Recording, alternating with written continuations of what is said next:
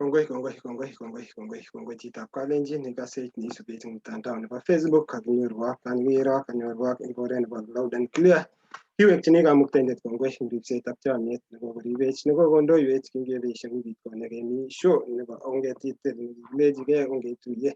Ko ki kijanaek chemengechen chebo bororietab kalenjin kimi emetab Australia, kimi Kenya atis keng'ololchigei ketitil ak biikchok kele nee netesetai eng emotinwechu ak emetab Australia ak emetab America eng olimbo mashinani olimbo gaa. Kainenyu kong'etu konotok Hosea Kipronobor eng kebebertab Adelaide emetab South Australia. Ameche atach biik cheisube chechotok ko kasubikchok kabisa, kasubik chebo mtandao nebo Facebook. Agere kakostreamen kobun kebeberwek cheterchin, agere angot Reverend Grace Mutai kobun kebebertab olimbo Columbus, Ohio akolecho kakong'et isubi tetutiet nebo Ongetitil. Agere kora biik chemi kebebertab America, agere biik chemi kebebertab emetab Australia ak biik chemi olimbo Kenya, olimbo mashinani, olimbo resop, olimbo tulwet mwetun, olimbo Moi University. Agere biik angot Dan, angot Stano, angot Edu, angot muren chobo tugul chobo kokwet cho. Agere kameche kityo alecho kimi pamoja, ongetestai ongerib Facebook sikosikyi okas ole kititilune eng betutab rani. Kitinye kelchin eng betutab rani ketinye toek chechoto kabisa, toek kipelelinik, biik cheking'ete olimbo Kirao ako kikoit ole kikoit. Mameche aib nafas neo, ameche sikomwagei icheket kole icheket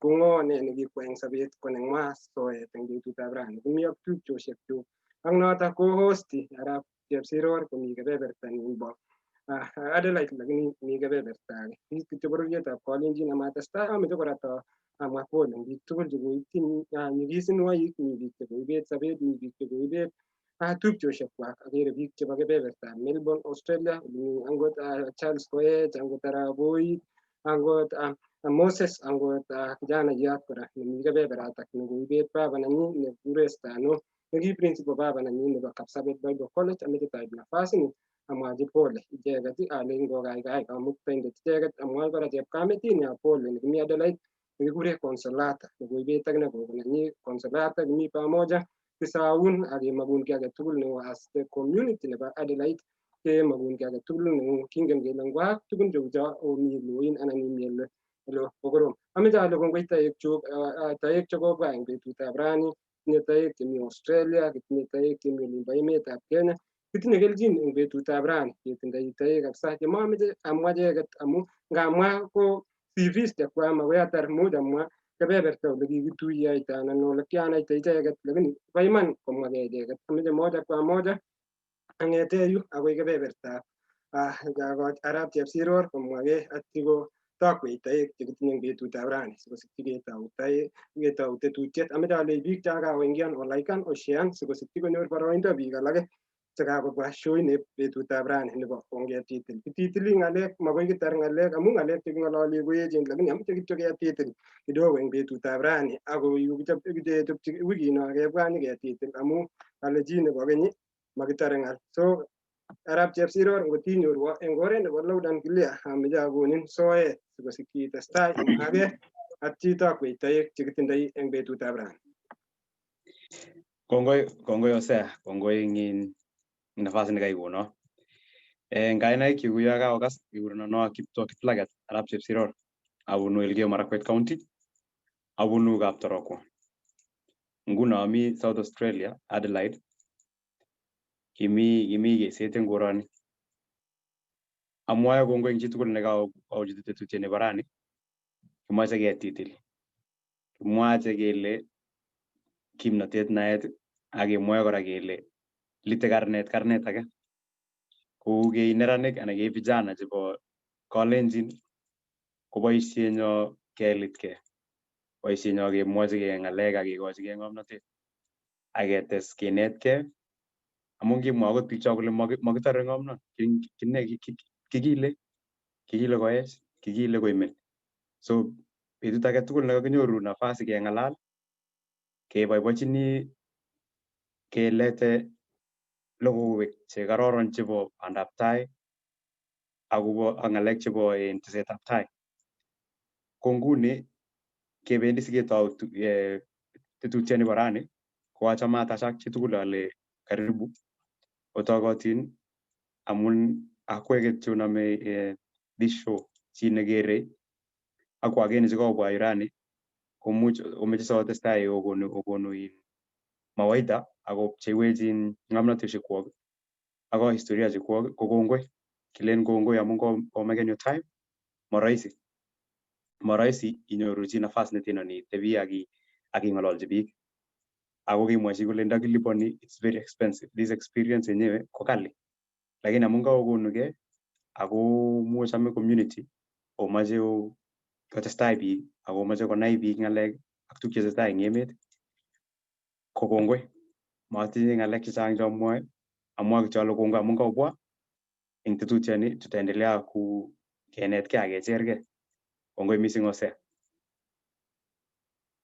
Arap Chepsiror ko my co-host kimi kenome mi ak Arap Chepsiror ak kekochin toek nafas ketebsie toek sikosikyi ng'ala. Kongoi Arap Chepsiror eng boisiet neyoe kora nebo community ak boisionik cheyoe amu angot akinye kora ko sacrifice on time neng'ung tekani for granted. Emetab Australia ko kiy ne precious ko time. Ameche kityo arecognizen biik cheakere kakomong eng kebeberwek tugul, kakomong chi nekekure Felicien Chepkurui chitab olimbo Newcastle eng kebebertab emetab Australia.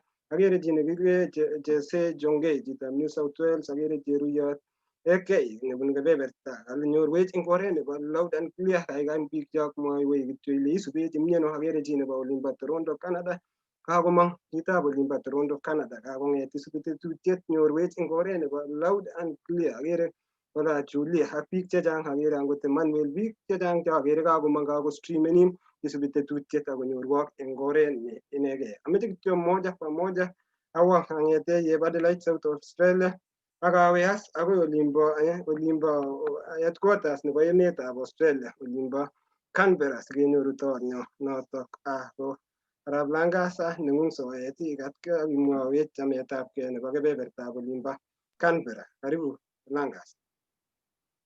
Kongoi mising Hosea. Chitugul and everybody subwech rani kikurono Elvis Arap Langas abunu Kapsabet ole kikure Kimam, kokwet nekikure Kimam. Ko kioek meng'indetab Australia for the last 3 years. Kenyit nebo somok this year. Ko kianyone oli kwa mwanafunzi kwatar sukul. At the moment ko ami kityo ay boisionik, ami kasi eng oli. Olin baga ko mwana biashara kidogo. A new entrepreneur. Melena ji ne kwa toma biashara in a long time. It's just I'm getting started. Chamege emetab Canberra, chamege New South Wales, me a small town nekikure Goulburn. Ago it's reasonable. Komi very few Kenyans, very few Africans. Lakini tugul ko kichamege ami oli ak kwandanyu and all of us are fine together with my larger family. Kongoi missing for this opportunity. I'm very passionate about youth empowerment. Ago ameja wekwa kongoi organizers, the hosts, Noah Agosea.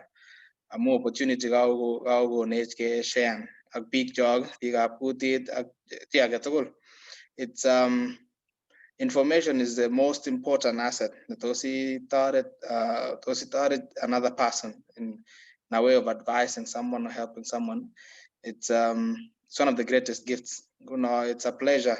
Share na big up ka experiences jog ag mawaida jigipo tinigele tosko. If someone takes in tosko taught and tos uplift someone. Kongoi missing. I'm very happy to be part of this. Kongoi. Kongoi Arap Langas ko ji kabisa wini Arap Langas kenyisiek alak ko ki student leader eng kebeberta nimbo Moi University. Kikinai ak Arap Langas eng oret age, inendet ko kisomani Moi University ko kyoe motorbike. Amutati kimi wakati nikikampenini kabisa Arap Langas koek student leader nebo Moi. Ko kipikipikini kikamenjinot postainikab Arap Langas. Kongoi Arap Langas amu tikamtoi akikiligei kora. So akikiligei kora eng emetab Australia. Kongoi kora, I know you are here to graduate. We are so happy about you. Emetab Mbek ngebwa kesoman ak kegraduaten ko kit age ne tofauti. moja kwa moja Yeah. Langas masi kwa timu awe kidogo akoba safari ni ameja angete Okay. emetab Canberra agebe awe olimba mashinani yenyoru ji saka sana ani mine that mashinani lakini kainenyi ko kikekas akoi emetab Australia akoi mi olimba ground so ameja akochi Dan komwake ati kat kityo bororietab Kalenjin Dan sikemongchi boisiet nebo betutab rani kainen ko kikoshi kochei kainet kainet tomo akerin ale tia tonon chichi kikure Dan atinye kelchin betutab rani akerin Dan ngotinyorwon oret ne inegei ko neng'ung soet bororiet. Okay,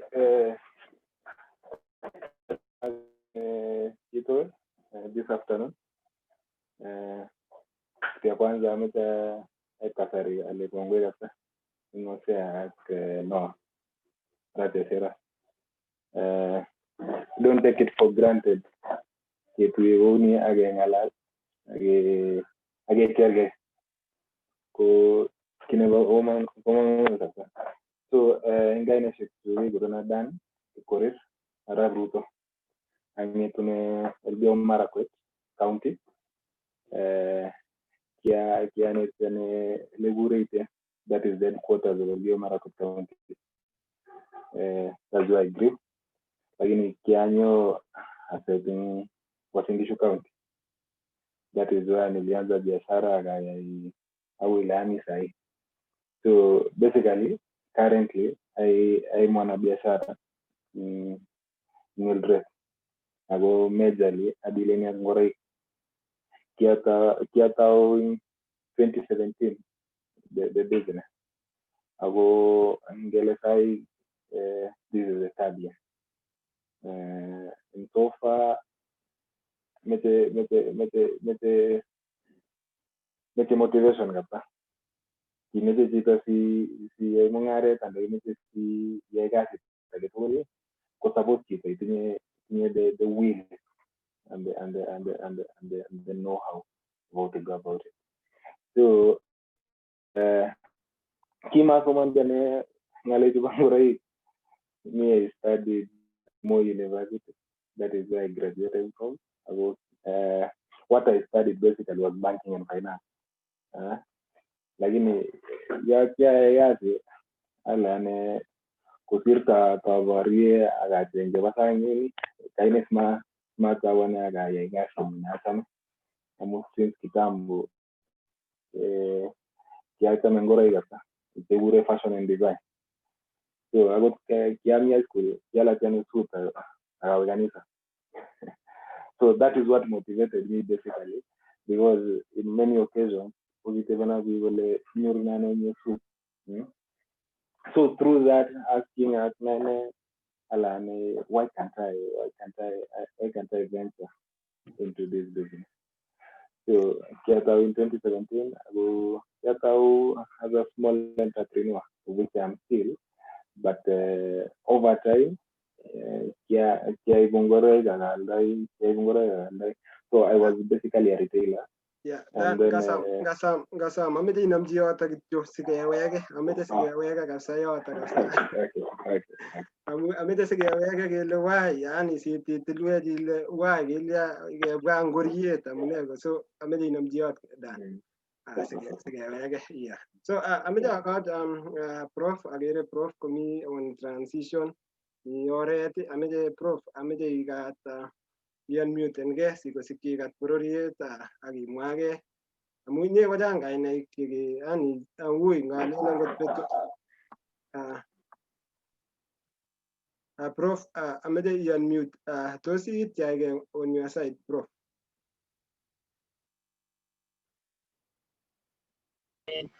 yes karibu wait and Hosea yes wait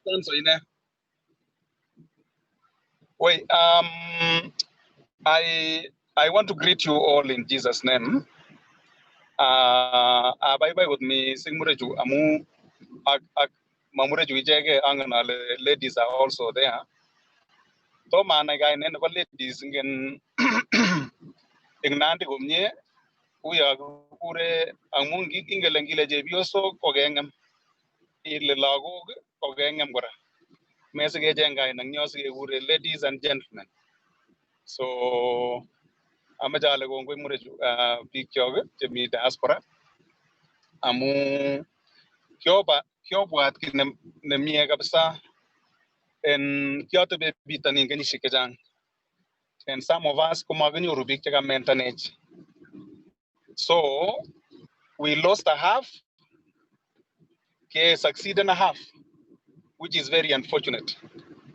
Amu magani rubik chaka na match. Gagere gora kogimo ko mingalega ben technology. This kind of virtual talk. That is why magitebi gomnia mi sing amu I remember jorono kyuke mi America chema mi pi kapsa kiwa agitu ko yo begalage ko amu I gongo yo say again my other son your co-host amu I gongo kapsa amu kiogwa ngalionton especially for the young people like you. This is the way to go. Mami oreta ke mureju. Go mes ke sabje ko ke titil ke moji ke te bi bagenge. Ki gurena Professor Jelogoi Obed abunu kitale ole misgi. That is where I was born and brought up. Ko mito sigi tuai olinda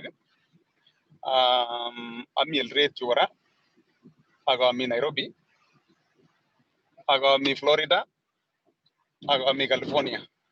So adni gori ke jang kapsa kita muangut pesi tagalin taja digija muamungu tami jebi oset age California kumi age ano lagin mangal kama gi mi otarani.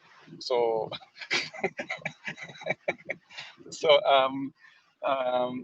amajala kongwe missing amu ara ndama kweg oguro tama muja na le migi na pa mana guni ogongwe ata yare kapsa pikyoge agonag my brain. There is no greater empowerment than empowering somebody's mind. Leave alone money. You empower somebody's mind, you have actually empowered that person. That's enough. Because give me information about something, the only thing you need is compass. So what we are trying to do, kimige mimi nguna compass nenyonet. So I'm so happy to see young, energetic people like you. I always say, older people are the wisdom of the society. The youth are the strength. They are actually the ones running with the vision, running with the wisdom. So we complement each other. You are so important. That is what I wanted to tell you as a way of encouraging and putting my introduction. So Kongoi missing, give a Kongoi. Kongoi missing Professor. Kongoi chitukul amun very good introduction ka ogonech. Inguna in kimasage tau tetutiani nyoni barani. Getinye tebutik kidogo chikimasage tebe ko ngore no walune ko kenyoru ngalek chekakimasage kas age akonyoru oceanin experiences chekwok ak knowledge nengwongen koityin biik chok ak neranik chok chitukul nekasich rani. So kamache ketaunen Dan amu kaimwa ile kinyoru Dan story nengu. Kimache nguni taken this opportunity agi narrated story nengu pole pole so kokas murecho chumi risap kekas tugul amu akot ane nguni chamo alochi ngoroik nguno nga ngukele kami passionaritis so kimache kekas kele chapter ngalechu how did you start how will limit sai Dan. Okay, nafikiri it has been a journey with most committal it takes sheer hard work and commitment to where we are currently. So first of all, if I can start down masomo, then I go to where I now ventured into business. So Kimango is in school. That's what I can say. Number one, Kima an A student in school, but also Kima missing. Yeah, an average student. I'm an average student. So most of the youth most are not engineers. Kabisa. Negative zae wale kinyornga A and kinyornga I first class kongi ngering MB, and most of the people tend to lose hope because they measure themselves and they want to equate themselves with the education as a level of success, which is also true. I'm at this particular age and time. Somebody said that the fountain of every youth is best in three things. Number one, it is in the mind, or it is in talent, or it is in creativity. So, as a youth, ko sabosi ujipime. Amu saa zingine resilience matinye the mind, lakini you must be having a talent. You must be creative in something. Amu chama ne ngigere murejul because those guys wake up at 5, wake up at 4, and they run for a course. Yeah? So somebody said after ukiamka asubuhi na useme kwamba unachimba ukuta, you want to go through the wall.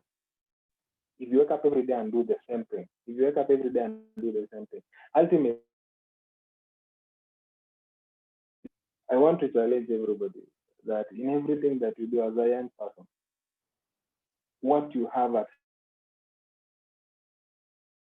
the stick. So that is what I learned. Nilipomaliza high school, Kenya Rwanda C+, which at that time I could not join direct join admission board, that is direct campus. So I will inga kiseragata. So alane, why can't I start with a diploma course? And I will a diploma course, and I did the business administration and Kiagile in class. And then as I was doing my diploma, I also enrolled for CPA classes. So you the account. So I an accounting illiterate. So I started doing accounts. Na hapa nikafanya diploma ya NET, nikamaliza hiyo. So when I finished that, you remember my friends who when you tulimaliza wote high school, co-invited direct, assuming they got grades that were admittable, campus direct, co-invited direct university. So since Massive direct university and resources were limited, so that's when I started now the diploma course. Then after diploma, I had diploma, and I did a diploma in human resource management. Concurrently, OKI CPA, CPA has sections. So, Kiabari CPA, I had a diploma in the other side. So, when you got a diploma, I'm gonna now if we can secure some little funds, now I can enroll funds, because ultimately that is where I wanted to get a degree. So I give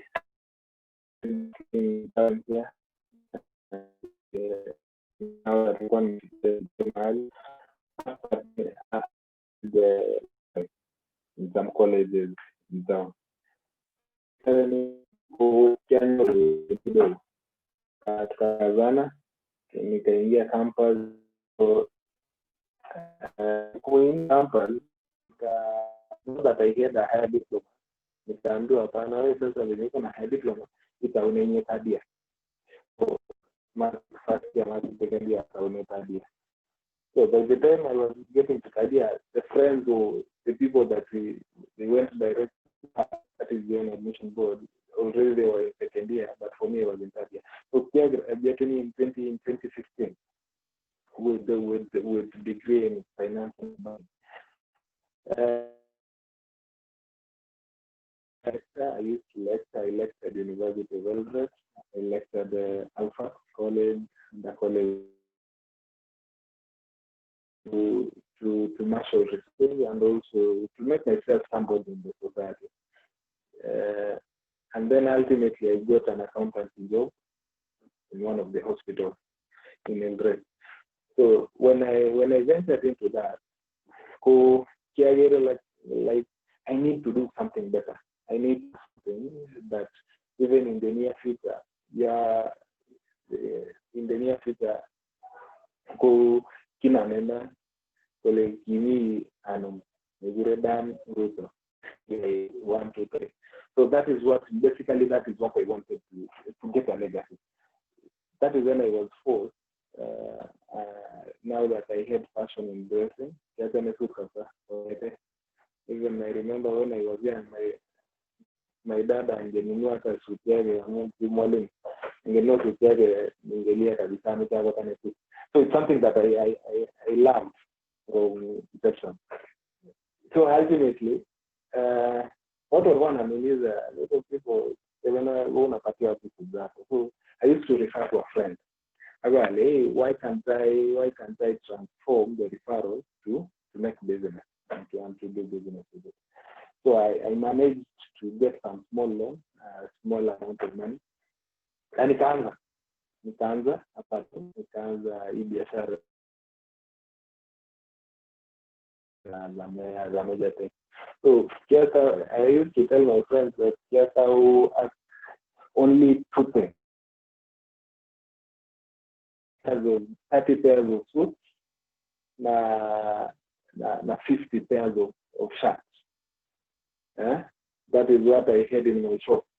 So mtu angeingia, and surprisingly, ndio Mungu na maana, the first day that I opened, that was in 3rd September 2017, I made a sale. So you can motivate. We are my laptop. So nikakazana, and to cut the long story short, 3 years down the line, as B Square, we do what we call tailored soap. The soap that we make are branded as B Square, and because we are looking forward to a time whereby we own a whole building in Eldoret, in Nakuru, in all the town, which is labeled as B Square. So, the most important thing in this life is not what you do, it's how you do it and the consistency in what you do. So, what I'm for now, then we keep on discussing. Kongoi Bwana Dan. It's very encouraging. Magage na nguno kele karon kemoche suit chebo tumwek ak suit chebo ne ko chito ne kinyoru Dan. Nguno akaini osea sikotesetai kong'ete yoto, and then we'll call you again Dan, alafu sititestai imwowech ak inetech. Kongoi arap Chepsiror, kongoi kora Dan kaimwa kabisa, yani kikure amu ngalen aran ngoriet ko kikure essential service, yani angot teiteposen ngabir kom ning konyu ko kinakere ko ngoriet. So you are doing really well. Ingen ile mung'aret keng'alal ng'alek cheechen amu ameche sitikebwa amu kitinye prof akomi kora amu kemwa ile 80% nebo somanet nekisoman kenyisiek chechang chekiwe sukul ko ani kit nekisomonji ak nini ko ak tuguk cheyoe ko tofauti. Ameche man sikotokomwawech prof amu ngotko kenyisiek cho kibir iwendi isomani diploma itesote sikenokini ak kit neyoe sai ko tofauti, ako ki spend most of the years imi somanet komas koi komwawech. Prof, ameche kityo ta recognizen biik chemi yu cheisubech, akere chitab olimbo kosi Irene nebo olimbo Northern Carolina isubet kwa chini ngebeberta nimbo Northern Carolina agere chi nekure Arab Sulo Ian isubet Arab Sulo agere kora Ellen kosubet Len Magoi agere Daniela Keita Mwanja kosubet Hilary Kaptingei chitab olimbo Melbourne Australia agere Oscar Mutai agere Valentine Kisorio ak biik chechang biik cheisubet chekakostreamenin kobun kebeberwek cheterchin. Ameche moja kwa moja ang'ete kebebertanyin anyor Arab Langas mwawechkei akimwa kakemwa kai Arab Langas ile ije mung'aroindet nekotitou yani so mwawech ile Arab Langas ikertoi ano, how do you feel amu kisoman kora ilechi emetab Kenya ak itilu inyo emetab Australia ak surprise imi emetab Australia lakini koifenjan kora iwe business kinoe dani ngolimbo mashinani. So Arab Langas along the way as you connect your education why business amu sahi ngeng'ololi Arab Langas imi mung'aret koingian mung'aret ak imi emetab Australia dan komi mung'aret ako king'et eng mashinani olimbo gaa imi mung'aret ak imi emetab Australia. Langas ngotikaso koneng'ung soet. Amache atesetai ole ametoaje atkain ale kakomwa Dan sine amesema vizuri sana. Dan has elaborated a lot amu in the current generation there's a lot of ways to survive. There's a lot of ways Netosco empower a youth. And all in all, business is the biggest of them all. Amu, this is one thing that guarantees you self-employment. But that lifestyle where you become a boss of your own, it is venturing into business in the long run. But just to give a small history, different stuff. I went to Mo University, I gave actuarial science. After I did that, at the same time I was studying CSIA. I think currently it's called CIFA or GIA Aberdeen in Eldoret. So these are accounting courses. They are courses that actually go about insurance and risks. And eventually, only communication. So I've studied in different fields, and then eventually, I'm investing into business. So it's a matter of adaptability. In the way I see what I've done, it's being able to adapt. The world is a dynamic world. The world negimi the youth of Australia and Angolin baga dynamic. Things change each and every time. I go adaptan to fit into these changing circumstances. Amu ango engere new size. Coronavirus this pandemic, but it has changed a lot of things, and people had to adapt for businesses to survive and for lifestyles to survive. The pandemic swept off their jobs, swept off many of the things. Lives changed. You get it?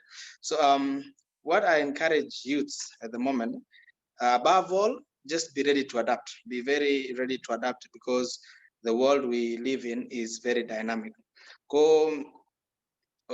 Just as I said, I was lucky enough that immediately I finished school, I knew that opportunity in Australia. At Kinga to Australia, this place changed my perception about life. But there's one thing that I was so certain over time that this is one thing I learned here. I go hard work. I had to pay for school fees, Chepa Masters, and at the same time live my life, and at the same time attend school. I go kima meje aims gikchu baga leji go for school fees. So in the process of doing all this, because master's courses are expensive, they're expensive. I know you guys know that. It prompted me to work extraordinary hours. Physical labor no labor Australia. I go several houses from Monday to Sunday during my first years merely. I go came out in any off days. But I knew what I wanted. I knew that I was targeting to I was having goals. My first goal was at Arsugul. so that I have a stable immigration status. Amu immediately get peace of mind. Yeah, immediately venture into your goals. So that was my first goal at the school. And at the same time, I was learning a lot about, going the extra mile to make some more money. And these more money, if you just make more money and you're not saving it, so I was learning also the act of saving money. And coming to what Jose as one needs to address, because after all this has happened, I got that level, I got saving a few coins here and there. How will I be able to earn money and at the same time I'm at the if we do not, if you are ambitious and you want to have a successful life and you have whatever you want for yourself and for your family and for the society, go that status where you have an income generating project or anything by the side alongside being employed. If you're gonna follow your education formally employed, but business guarantees you the fact that amusai but at the time I'm going to work, the business is earning money. So essentially you are getting two places. You're getting income from two places. Definitely two is better than one. I ventured into a business, Negi. It was something I had never tried. It was my first business ever. I opened a PS4 shop in Keses. So this is something that is modern. I got good traffic. People who come in and go.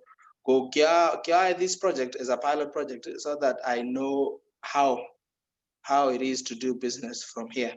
So it was sort of a test tube project. So far I can say it's been successful. But now the business that I'm now venturing into, called taxi business, I'm in the process of importing cars for the purposes of having them for Uber. I go at most of the towns in Baga, Nairobi, Eldoret. And as the business grows, you definitely would want to expand more. But my point is, what happened is I decided to take a risk that it was my first time doing business. I'm operating from a country so far away from home. I was so confident of the contacts I had back at home. But the most important thing was the fact that I was putting myself at test, that I need to venture into business. I need to learn how to take risks. I need to embrace the fact that Kota major second income. I put more hard work on my side here, Sanyor the capital, because the current youth right now, Dan, and he mentioned, is that whenever someone thinks of venturing into business, the biggest and becoming capital. Everybody would complain about capital. Like in our youths, our peers, we need to diversify our minds, open our minds in terms of make it that the first time you encounter a problem like that, like lack of capital, imagine giving up. There are very many avenues in your capital. And the most important is when you utilize this statement. There's a statement that says your network is your network. Piche koi gujoro noi pamoja, koja talk na your capital. Because if you know, if you have made contacts with people, and I'm very sure other small scale business persons will tell you, Kotosa, in a way, you will learn from them how you're able to get capital when you don't have capital. Yeah.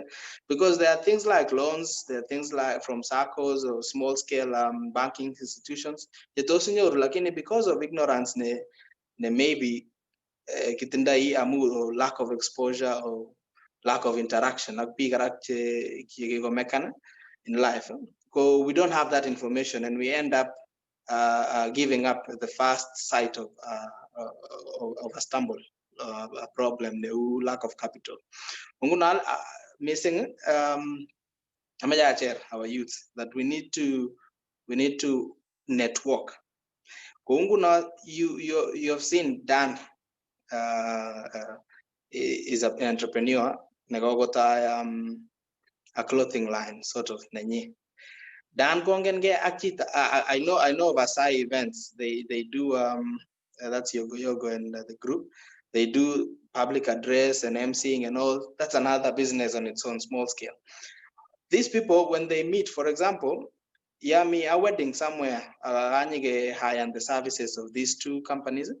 Inyoru a third service, nemagat ke often to these clients.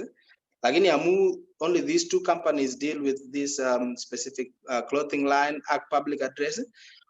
There's an opportunity. If there's someone who has a photo studio, someone at a photo studio, that means you'll be able to chip in there out of the network that you have with these two people. Yeah. So that's just a little demonstration of how networking can help you. It opens up avenues. It also utilize and agita business. So essentially what I'm saying is there are a few things that our youths for you to venture into business, for you to want to create a successful life, magati tindai agoja hard work, magati tindai a lot of hard work, a lot of desire to save money, you know, like that attitude that those saving money, because savings counts for a lot for those who have a little income. Networking, yeah. In the phase 2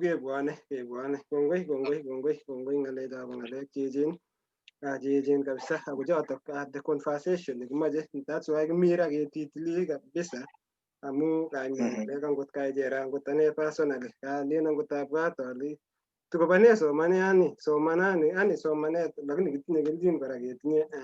prof somanet arab chepsiror nafasi ni kora asiwe inyoru itebe prof and then recognize and big yu agere Eric ramaraba logenin tunenin kobun kabebera angari olimba Europe agitinye keljin bororietab Kalenjin ngone ni tugul kenyoru chitab mashinani chitab kaa kotwa agere kora Silas Kilimo tunenin from Meru, isubech from Meru, Job Kirwa go subech Pole agere Emmanuel Kiplagat tunenin recognize and big chemi kongoi ameja arab chepsiror nengung soet testai.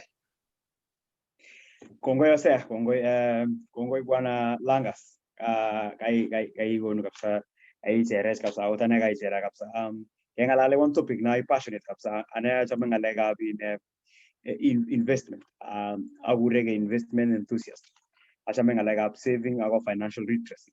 I think siku moja ketige chabe tuche tagenge ne kimse kengalale ngalega rabinik legiripto rabinik legiboisioito rabinik ak saving ko nguna wendi atebe professor ngot kikase komye amecha konen swali nengung alechine imeche ikonechin introduction, imeche introduce ngei kone jani nengung kidogo in summary ago itesetai ingolole summary nengung iwalwe tebutiet niko in the state of the education status in state of the nation in terms of education in Kenya.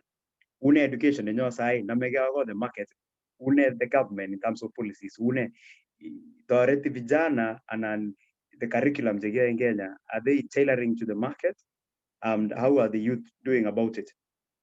Relating the government of the youth in terms of education, as you tell us your journey. Congo Professor.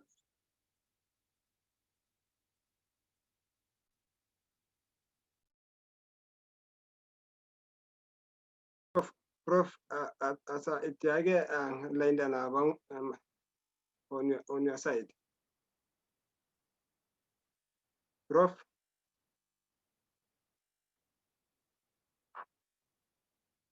Prof tukotomo itiage magnyorun tukoyan mute not. Good. Yeah, okay, karibu. Wait. I think I'm now audible. We can hear you now, Professor. Go ahead. Yes. Yeah. So Kongoi big chagamu and KFT and lecture ngalale pong lecture agent che tinye not only sabenyo ajege ko gibiikab kutit lakini kora kotinye sabet nebo lagok chok. Amu ngengalale mungaret ko kakikol kit nekararan netun kere lagok ete kole kiyai baba anan kiyai mama ngolyondoni anan ndama sigikyuk kwai kuni ko kit nebo maana. Mami kit nekararan biik chok kosir en legacy. Ne neimetoi, ne neimetojini lagokuk. Angot mwae Bible, kale Bible chubot chi nemamotojin inheritance biikchik. So imetoitoi ano inheritance komeyoe ki. Megere, ko nguno ko lazima iyai ki sinyoru inheritance neimetojini lagok. So we are on the right track. We are doing very well. Amache ale kongoi mising. Kikamwae besyo ale my journey was a journey full of ventures, full of ups and downs. I have a CV that is very long, very, very long CV. But I will try to summarize for the sake of this audience. Kikisikino kitale kuyaga mwaiwag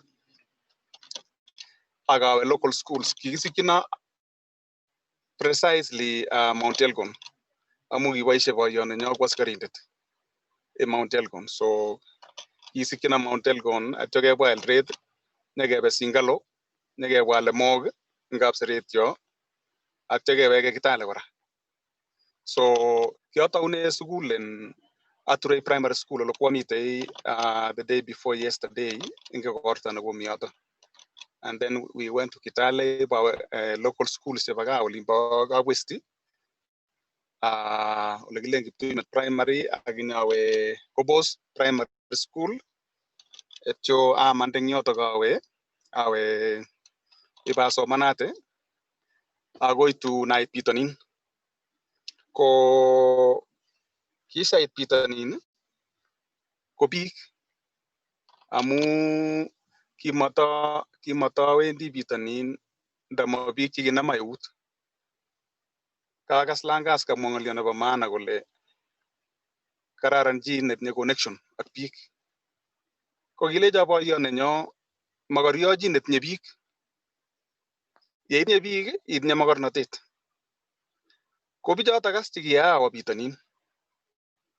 Ibasoman. Amuch ale kiaspenden 15 years ing ngalekab somanet. 15 years. Ako ing 15 years chotok ko kiai master somok akai PhD 4. And then I go head of department nebo history. Amu one of my PhDs ko kia history in one of my PhDs. And then ko kia a THD, the highest theological program. That is the highest in theology. So kigure Doctor of Theology. It is equivalent to PhD. It is a 3-year program. So I go head of history department in the university, theology department. I go my major missing kogi Hebrew, Greek, because that is what I did, and classical literature. That is ancient literature. So after that, I'm going to the head of department, you go professor. I get promoted as professor. I go head of that department. Kotungia interview. Kemeje kimeje koritan po yon os kapsa po yon ngom kapsa jumbindet nigita Joy Seminary. Ijaiga tigi trustees yatai. So interview ni kogibik sosomagaing professors sosomagaing and ke shortlisted big somok, and I was among the 3. And because I done exemplary in my department, never history again, theology, especially in curriculum development, because that is my major. And I had written a lot of academic books and journals, publication in the academia, as co Awinen. And then I had a Zuma come loud in all my 4 PhDs. Summa is the highest distinction of the university. So I can be good administrator. So I oral interview ak trustees again professors and then I took I had 87%. Unigi 68 or something. So as again the chancellor. Kogasi in as chancellor nebo the university. Kitinye 50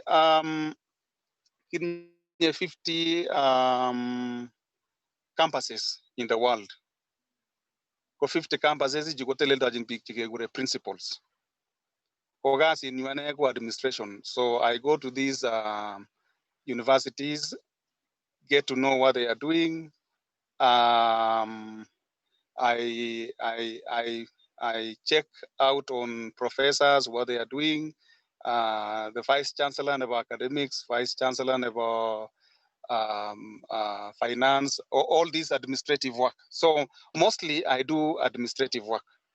But because I'm so passionate about mentoring, I also took some courses. John 80. I'm teaching psychology course, and I'm teaching history, and I'm also teaching theology and at the PhD level. So here in Georgia, also tumdo amukia neti also mwenyewe gigoja assignments ajurchini tumdo. That is why also he got what we call a magna cum laude of the university. So he really scored. That was a very high distinction, Osea, and congratulations, Osea, because again, you followed after what I told you, especially your thesis. Me repository about the college, and it is being quoted by the college. So I thought that was excellent for you. Thank you so much. So missing about myself. So that is precisely my job. So I travel a lot, doing checkups and doing this and that. But I also teach because that is my passion. My passion is especially my bias for mentoring young people. Nganyo Rigitanai PhD, and he's a young person. Because I feel like touching ground with young people. I'm very happy. I am not misplaced. I'm in the right place because no, let me tell you, there's nothing like that. You are on compass. You are on the right bearing. So why not give ourselves to mentor you? Why not give ourselves for you to make mistakes around us? With my students, make mistakes. Even Osea, I always tell Osea, make mistakes around me, because then shall you know. You make a mistake. You make a mistake around me, one person. You will not make a mistake around 10 people.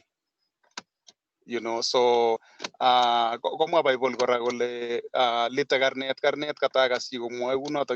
so you see, we are here to complement each other.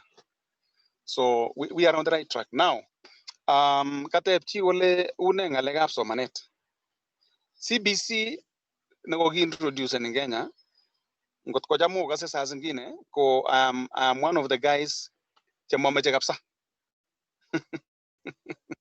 I don't like that. It is dead on arrival. Angot kya wain kya CD. Iba mwaji bijata kalenji, you are playing with the lives of our children. Because you are confusing these children much more than helping them. Education in Kenya right now is a secondary thing. Secondary in the sense that mamia policy negisupi. Secondly, even if there was follow energy, and I mean unimplementable, it is almost zero in terms of implementation. Thirdly, with the pandemic, there's a lot of shift in terms of understanding what is going on, especially in big yokiba mashinani. Gileji lakwetam nasari nguna itepchenga awetun July next year sita usugul. You know, that is awgerego bendi la usugul. You know, it's a big confusion, you know. Ita village nguna lago aya opo naga tare 23 akawaya targangwan. Sugul. You know, it is a real arire picture agarire lago, because this pandemic also brought about a very new horizon. So that affects education also. But coming back to what I said about government policies on education, one, Magi got incentive the teacher. In fact, are empowering the political class than empowering people to go to services. A primary school teacher is an adult. Is an adult. A professor na one kunyoru 150,000. An MCA nema wa school kunyoru 300,000. We have set our goals differently. You know, while when you go to America, professors are policymakers. They are reference books. They are respected. Okay? Mwalumu in America are respected. So incentive nebo mwalumu inik umamigapsan Kenya. That is one. And that tells you quality nagigojini students ko poor. Even in universities, I once taught marking kasi tab sugul nebo lago nebo wanafunzi pagolo is not easy. So what do you do? Igere kito ka inende bo jita nago jam ko sire ango tema mwajini en lago kap sugul la jini en ago sire tao ta mwalimu ya sayo to sugo gero sugo lejini ingo nye komuta go gori natik. Ango daga improven ji ko mengen biga university ba Kenya ko ga improven because ameje kiti aje ngale no go ngo komnyeno dan ruto komnyeno I also did it anyway, so I confess. Gbrono komnyeno agaji jatak BB. The rest agaji C minus ngaba gaja ngotage in ko agere ko tajata ja in ko tebe na maswali je uya mogeno. So agaji ni an E. So you see, that is not quality. We are actually producing people from universities, che nganguriye natin yani wajaiva. You know, while wale wameiva tunawaangusha. Kairo. So beginning from kindergarten, nursery to colleges and universities, metege tege rethinken, because ngotke metege iste apos natet ing metoe gab lagok yok. Lazima gigoji the right thing. We have to give them the right medication. Kairo. Igere angot nguna kinyo ko matiang ing ngalekab somanetab high school kele kijam kikochin alliance the upper hand kikochin no. You see, those were things that were corruption because in education. So amwae kongoi and CBC ngane is not working in Kenya. It is not for us. Kagangot keweke 844. Why should we be changing education every 10 years? Why? Why? And it is workable. Kotimi yoto. Amache kora imwa kityo ile career choices about the youth as well. Amache si itestai ngalali imwa ile what is the way forward in ngalekab choosing the careers for the youth? Our youth getting the right information in neboishe kochagua courses che in university, for example. Amun kiro curriculum amun kemwa ile iyae ngalekab curriculum development. Curriculum chechoche kechobe sai ngalekab university ak colleges ak tertiary level tos tokonameke ak the market nekimoche sai ako tos tindoi youth the right information neboishe kochaguan courses chemoche ak chemoche market as this era. Yes, Noah, I'm so happy you are bringing that one because I'm now measuring on that in Kenya. I'm also a consultant psychotherapist, and I'm doing youth career counseling. The reason why our youth are not getting it right is because matinye base nagararan in choosing career. For instance, Qatar lakwet form 4. Kwa university, ikwa nuclear science. It's a big, humongous word. Lakini nye ano kasi jorwenyu. Ye ano, sile not yak syllabus, kya in Limpo village, kya in nuclear science. Agilogy syllabus. It's because you got it wrong at the inception. Mamijini gilejin, when you go to university, choose a course that is marketable. For instance, when the world globalization or the big development now is shifting into digital, the way we are doing it now. So any student now computer science is on it. Lakini ngita baby ngolimbaga kolejin computer science you nyala tukul. Amaje lakwen you kwai sijui ne you know tukun jema miengo tioto. Kela amaje lakwen you kwai tuku chegi aircraft ngolimba mass, whatever it is. You do something that is going to give you market. I mean, take you to the market. For instance, angot kanitisiet mwalimu, kieshabi kyokwai be ed in university. Kele, that is a very small course. But you see, we are teaching our children every day. What am I trying to say? It is marketable. Film technology. Angot kilengo ip my son in medicine. Aete my son. Amelen kiaeta amuya medicine, amu medicine kinyo ipigla. Lakini challenge, there's a shift now in alega film technology.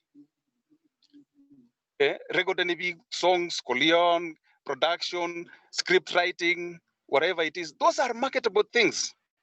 Kamoyengu na langa askolen and kigotoi something new. Aongale na arongale jata tugulgo ya meeting alega digital. So that is where my son will be employed, eventually. So what am I trying to say? We need to mentor our youth in terms of career. Ko career, kota unege kwen digital university. Angotungu na kwa my office in Nairobi, some 10 youth.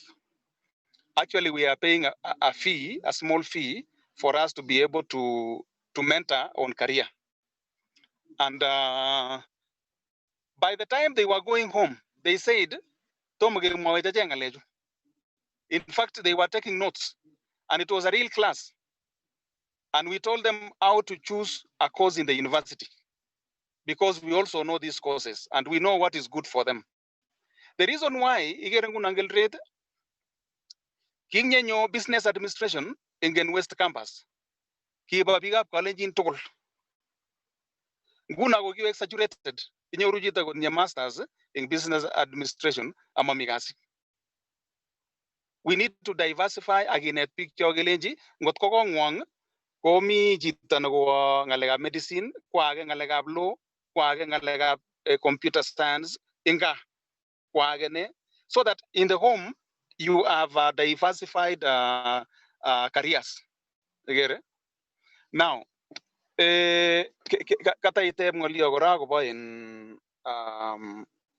career choosing after university. Now after university kujama mwajina na youth alejini, don't go following what you studied, go knocking doors on anything on your way. Amo korong na tayo kwa maimujinga ki stops na tayo in school, so you are a clever guy, so go knocking doors. Mewe gityo isagita te again agbasya ite ijenge the course that you did. Go knocking every door, wanting to do something in the society. Aya mingolio yo gora in Noah nagome jamwa. Go get at university, cheng mi volunteer work. Go there. That is where you will own your skills, and it will add up to your CV. So, at university, go mati we igoito tikartasi in offices kityo. Cheng gora a volunteer work. We are got kaba lawyer gilenja maisi abujiu. Aga wendi iben file sheko ba otini aga leon. Don't pay me. I just want to be there. It is very important for you are getting fat in terms of knowledge and opportunities. Imu gonye jita yote yo naganyo nego ibu gasi ni ako ngalal duwa ileja ay gasi ubuch. That is where you will meet people who will give you some work somewhere. You are also raising your antennae in terms of opportunities. Don't rot in the village. Nyoga absanyi ya jijigasi. Angote gu manager na bambaret. Volunteer. Leji jita en magarion miten mashambani ulin kanya yung manager na ngungetinyo. These are opportunities that we have because we have gone to university. Prof, interjectan. Prof, interjectan. Briefly, Prof, for a minute. I'm here, Prof. 80% man. Much budget pay for Gunter. We share a lot of money with so money. Education is the only key to succeed. Why we know that in your 80% big get graduate, in your degree, in your masters, sky with education, in your ability to be one in out for 10 years, 16 years. So I want to encourage and be at least making a deal. Pay to say you know, pay to say you go. And it's like a generation what did in your Rujita much go shortcut. I am some one on your two. So Mutangi lane you at the root, the longer go this misconception. Amutiorini, Tagnego, in your way, Martinez, Australia, Tomos woman Sabiketa. But in your ruby, Cabeza Somanet, when it go video for Mu Emen, we go to Bagis. Those kids. More than those, I get a mania, money, Prof. Nagimi, I got second tier and go university go already. Migasi. Amungi Lena. Yes, it is possible. Get on. Amungi Lengira, the leadership and the leaders in those Nemenia, again, Magna, the policies for those proper consultation and an rewarded it about any. I will go for knowing the Megana policy in the formation of a bit. Wait, Gero, you are saying something that is very important. Ingele kaship one side, never be key or someone. Commit the other side. Now, kijana eche masoman, komelenga gile mwisho na maisha. Kwa kansoleni yake yesterday, a very bright guy, lakini manur fees kwa school. Very bright. That guy can begin from where he is. You get it? I go moving. Now, what am I trying to say? Melengi tungi soman, copy iagasi. Imuji agasi, angot ko my soman. You can do something for yourself. The theory in the Moabi Ulen and Osea and Kagatil shortcut AGI business. You see, You see, my son, for example, me university right now, the other room in my office, are your sidekick here. I'll be looking for market. Kuyaga Mailangas Kolen got Koyagasi and David Nebo hiring of PA system. College Gijana and you know Birbijait Agia video. So I'm looking for such opportunities, you know, for instance, so that he's also working and going to school. You know, long gone are those days. Youth we school get you. Me thinking about entrepreneurship. Let that person explore. You get it? Like my son, for instance, purely doing what is actually practicing what he's doing in class. And practicing what he's doing in class is business. You get it? The other day, I gave him some work. Your 50,000. No, 130,000. That semester, he got an A. That semester. Melengelis manget and masoman. You know what I mean? So let us explore opportunities. One thing I've discovered, Osea, Mao missing lagin yao. It at time lemait nigimnatit to run around like us. So because kigonyin banyeguno, awigim run as fast as you can. Jama mono say alin matiru. Because it will come a time when you will sleep. This is not the time for you to sleep away satano. Away saine. This is the time for you to run around.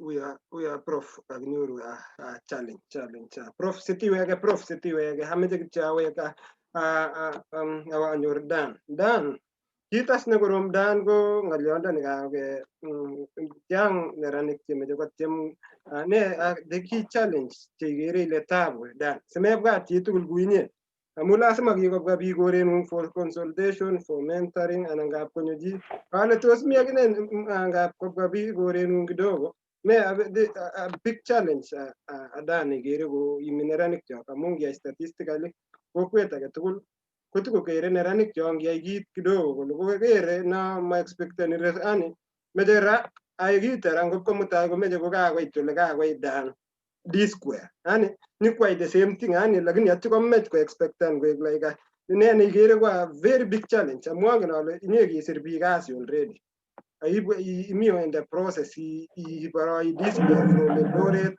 to Nakuru to Nairobi to various ne ne gere go the a challenge Nigeria an obstacle in Guinea ya general challenges tigere pune nerane kamwanga na ngap ke ting na ginye go gure nerane ju o interact ni tigere go challenge ne bone okay Gongwe for the question. Number one, I'm much Prof Gongwe for the highlights. Gago ngalale. Wanasema learning is a continuous process. Gongwe na kwa also no and for creating such an audience and also such a platform. I love reading and also I love learning. Nathan. Nikirudi kwa hiyo swali concerning challenges like obstacles kwenye biashara. I have mentees like 10 of them. In terms of mentorship, in my goals in profession.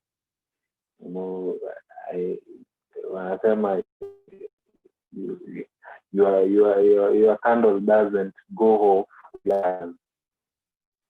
So what I want in the near future, I will let you kinama that is what I'm trying also. So number one, the most challenge generally a lot of youth I won't ko revenue or pesa. That is basically the bottom line. Mtu anasema ameta 1 to 3 lakini the challenge ko finances. But what I always say, and I always so long as you have the will, it is very important. So long as you have the will, then there will always be a way. If you want to do something, it doesn't matter what you have in the bank account. Most of these stories, you remember, a lot of people, they started from somewhere. In the generation in Gasari, we have a very bad notion in terms of what people call becoming rich quickly. Most of the youth in the current generation,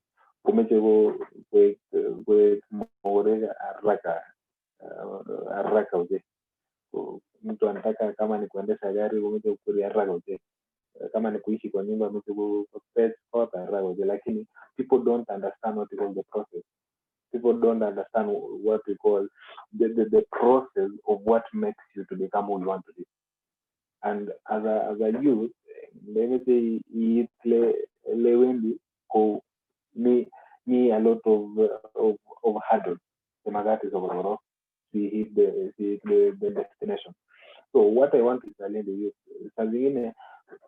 people concentrate too much about money because hata the idea and the vision to do anything. I will got 1 million rand. Tomorrow you'll come back and tell you I cannot account, which is the major challenge. It's never about I want to play because I will know. What sometimes the challenges that we go through, sometimes all these hurdles that we go through, preparing, it makes you see a better person tomorrow. So I want to challenge all those youth that in all those obstacles in business,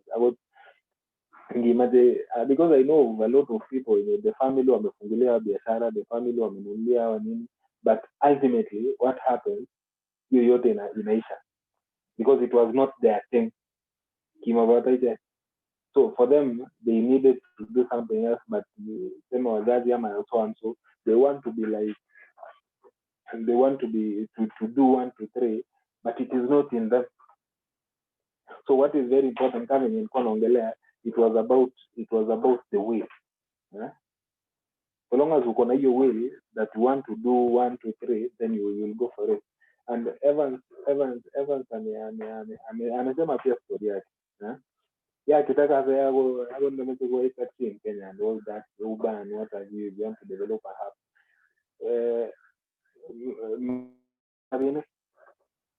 Here to go 10 million in account, then you want to venture into what? Into Uber or into your taxi and what have you. But unajua do 1 to 3. But saizi what you have is what you are planning for. That is what matters. So you use what you have for them for it to a better thing. Hata ukikumbuka wa Biblia inasema kwamba whoever was given more, much is expected from them. Hata kama hujatumia hiyo kidogo talentano kidogo ngatashia tema si walui disque for instance move mwa statistically it the jana karibu taman jagi mentani chetareti nimbaishet according to statistical jana yeju how is it in terms of passions in kasi to like to kasi so in like ani amuga ni jine kasirangota messaging a problem for instance ngito mungaret ko yani ko jeng jita ne ko bororiet age ni ko teleldi kasi ni ko sir jita ne ko arngong anan ne ko mashinani kale ko yani kale jiji ba gurgata nan jije mashinani ni ngo ga wait kasi ma woribe kale ni ko gere ko kasi ni kasi ya ndugu yangu kasi ni ko gurgati so kwa kityo kasi like you think he face a challenge to which out? Iman Gapsa, it's very true.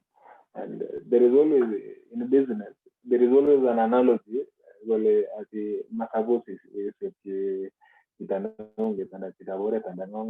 because when they get to job, then they expect something for free. Yeah? They expect something for free, and I'm a wakumes in one or another. But now it depends on the kind of person that you're dealing with. For the candidates that are mentoring, who basically in one or another, we are connected in business. And another thing, there are some requirements, and I would comment from the scratch up to now. I can attest of a friend who is a young guy. Kiami for me for more. But when it came, even in fact, he's graduating. I think he graduated the other day from Moi University. This is a young man, the will ya kutaka kujua kitu yenye anafanya, because now the guy is in housing industry. So find that this young man, he had the will. Now I would, from the word go, because I used to motivate him, because he has an office. I was in staff around 5 of them. So you find that this guy, he had a will to do something. Now, so I have friends, kitau biashara ngelerani koleganya ayai biashara 1 2 3. Then mi katikati yo wale it seems hii biashara imake huyu megani this more profit than what I'm doing. Then anafunga, he closes the shop and then he just prevents into clothing industry.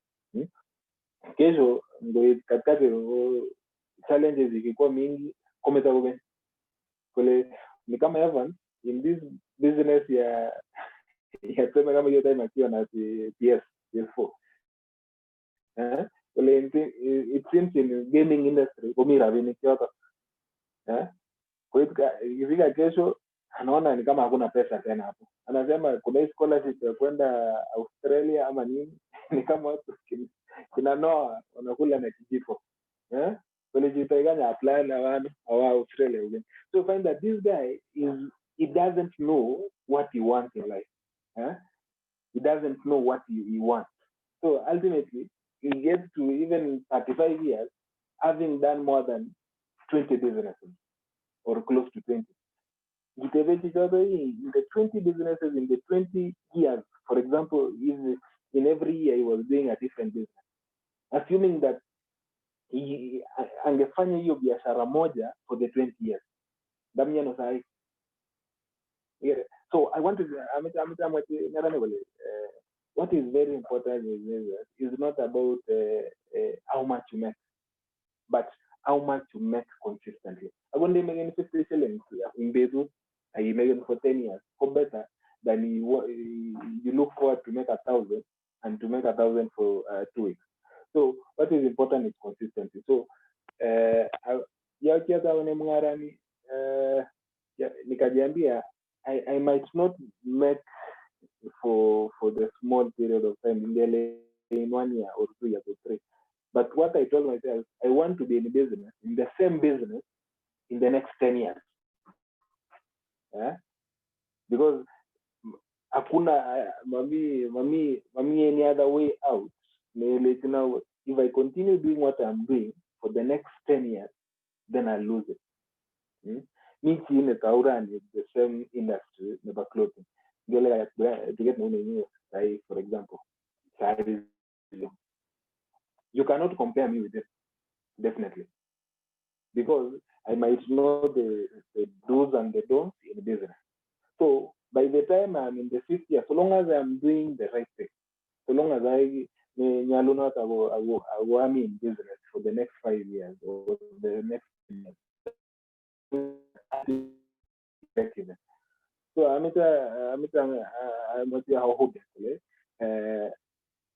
in whatever you do, keep doing it. Because napenda kutumia example yakiwa kweli I'm high school. Ukipanda matatu hivi umi chelewa na mimi la kwane ni bure ndio business nafikiri ni wote mme experience. So mtu ataleta njugu biscuit every ukiwa tamwona atakuletea njugu biscuit, ukiwa tamjua atakuletea njugu, the same mama kumi kwenda njugu biscuit kongete ini form 1 goita ini form 4 agoti ya iwendi ni certificate anakuja na hiyo njugu biscuit angirub kabisa. Hivyo lazima amesomesha watoto wake, lazima hata most of them if you find their story, their stories are success, not because waliamua kuambisha na kufungua duka na nini, but because of doing the same thing consistently and knowing the do's and the don'ts in business. That is very important. So long as you are doing the right thing and you are doing it consistently and you keep on doing it, then proceed. That's a statement before saying yes. I always love the statement that says speed becomes irrelevant so long as you're making progress. Yeah? And then number 2, it is very bad for you to go at a maximum speed at a wrong direction. Wacha tutafakari ndio now. Kongoi saka darab tafsiro mwa kongoi biik cheisubech mtandao. Amete kityo disque sikoi titilwe jamu kakititili lejeji ya garur kasit kabisa hii kongabi gere ata. Amete kityo mwa ile gere ata amu huyu akakamwa prof ko kakale mi 150,000. So amete sikoi kityo kegere tuyoni mwa wejile ama ya kasit. Ira bakta yata arab tafsiro nungu nafas tastai Karo kemwa ng'oliondo no koyot dane ngulipa kurin na chepo kiborgori tugul. Unata. Lakini Dan, asante sana for that information.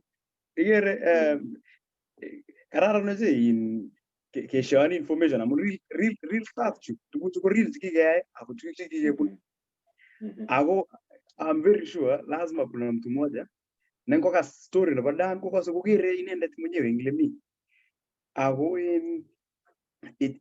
inetege chito akonyorune chito icherege chito age someone chirege chi story nenyo nguno kokose kole ngukikibun sabet nekerkei ak komorechu. So umesema Evans kukure Elvis Langas. So bwana Elvis, amun you've been in business for a while. So far I'm trying to tell you, where do you get your information? In your information inform any decisions to your business. In your information. On that note, correct?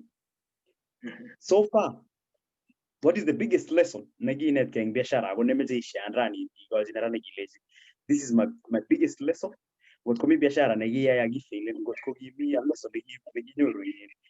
what could be a lesson kama kuna mtu amekuosha mahali fulani kutkomizi supply nagi komare ni mwangi sigene simagaron ke rapchi wata. What is the biggest lesson in business? All right. Kongoi missing no. Kutoma out here, I appreciate and the fact that in Mediskate and I prof kango a number of PhDs and masters. I mean, it's that's a feat. That's a very big thing. I appreciate any getting someone of that qualification in our midst. Agora, Alena emphasize and get Dan just as he was concluding. The consistency. Consistency ko never manner in everything, in every aspect. Got business, got education, got anything. Consistency is a very big thing. I go emphasize and then enough, but I just want to repeat and say, in anything, consistent, you end up giving up very quickly. You end up not seeing the results you desire. You lose and hope, and in the end, you eventually lose sight of the success you are hoping for. Coming to your question, so what are the challenges? What are the experiences from this experience that I've had? There's before I started this Uber, I'm in the process. I've not fully started it, But before I ventured into it, kokianye my second investment. And in this second investment, just to share a little detail, is that I involved a family member. I go in a way a lesson. I give a share a land and go nearly. Melen ya kago madan melen ya involved in jita waret and go jita family. Kaya gityo meje you understand and relationship note in the zata. You need to have a very precise relationship. In as much as we are family, as much as we are friends or relatives, because this is business and it's different. Magat respect and the fact that it's a business and you can only move forward. Could commit a relationship, recognize the fact that that's business. So important, most important. It doesn't matter whether that person is family or not. What matters most is the relationship. Especially in big Jami diaspora, investment on Baga, you definitely will have to have reliable contacts in Baga.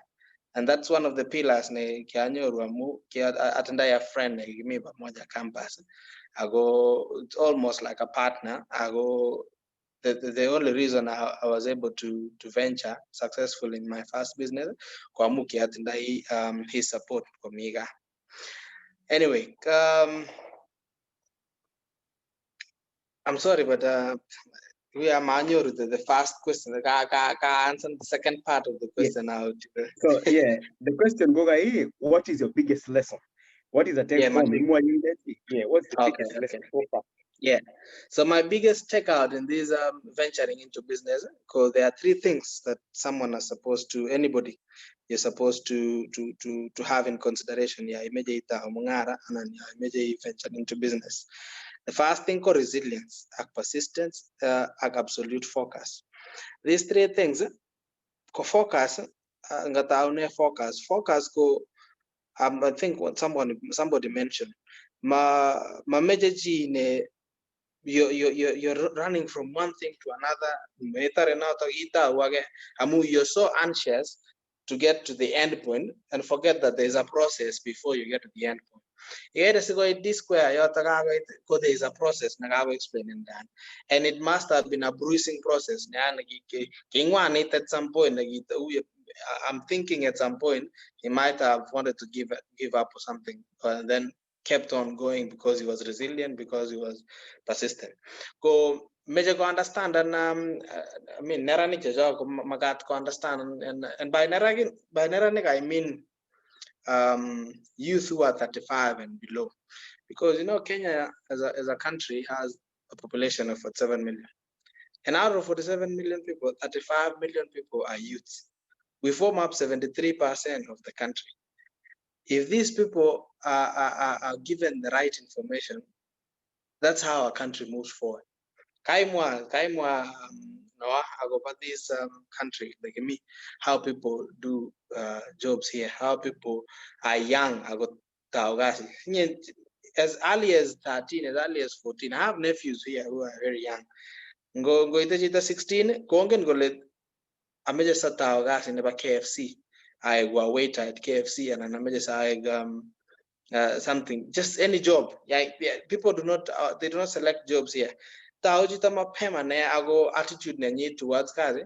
I mean towards that job. Kongen gole, it's the start of something, you know, and then they start saving up money maybe for a car. Now depending on interest, go to different interests. So we give only your meaning saving so that you can buy a car. Like in a muinye ne miga go situation miga. You can have the same attitude. Do not be very choosy about what you want to start with. If it's business, if it's a job, such that you have in picture what you want in the very end, so that you don't lose focus. Mamejita or something, you have to have a concrete idea and implement it. A few challenges. You have to have the focus that will take you through the process so that you reach to your end point. Imagine that is being successful. The other one was persistence. Persistence, every business initiative, any investment, you're prone to challenges. There are many things I will go much go turn down and go stopping it from proceeding. It will take a whole different interview to address the problems you might encounter. Like all in all, committee it persistence because you need to go over. I mean, you need to go past these challenges so that you eventually get what you want. And of course, resilience. Go in my checkout from this business investment is that among many other things, those are 3 pillar things that you need so that you survive. I have reached that point where I can say I'm comfortable. No, I'm still I'm raring to go. Meaning I'm using the same things I'm saying, the same advice I'm giving. Kongoi bana langas.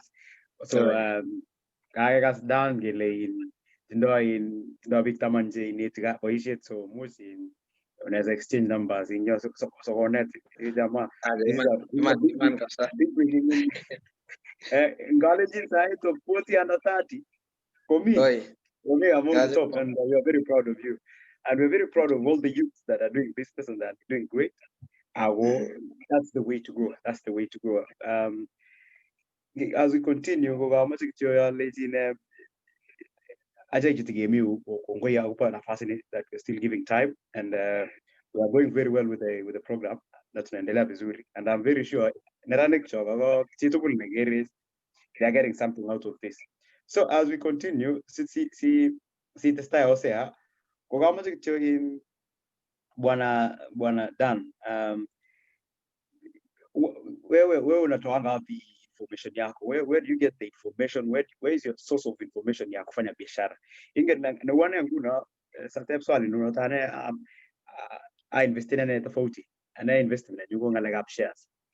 So ane source na nyuwa information ko kasi podcasts in the Google Finance, Yahoo Finance, mi websites you go to information kasi radio, news about finance and business. Sanyor knowledge. Where do you get your business? How do you do your research and how should people do their research when they're doing business? So Jose, así te seta yo tengo gamitis, te voy a tener que gamitis. Kongoi arab te bisiro kai muaman kongoi langas kai muanga leki je na ngare ta ko calculating langas imoni ibalansan ship ita buati ala ngale ruai muare to lara unset ko lazima giuni ning sabet gotagna am a little investor ya invest na nende tingalega real estate ya texe ko aring kidogo lakini jago lazima kabisa ngap kile ya miore ka go juice lori orno agitu ngore mutai goitu ileni ro tuguk yani gorom gasi lakini ragle lazima gemilde sabet alegini kityo bik moywe ya tiama agene yunin ko part of life kongoi ngito tagiunin amu yunin ra kora mutai gonyone nyugo atitungwa ingora kumiga yani goyun so mat kiwe giune ko patan pasel of life lakini ngap kongwan kityo gouni na relative ngene le gouni ngita boret ku ya mita kongwan ya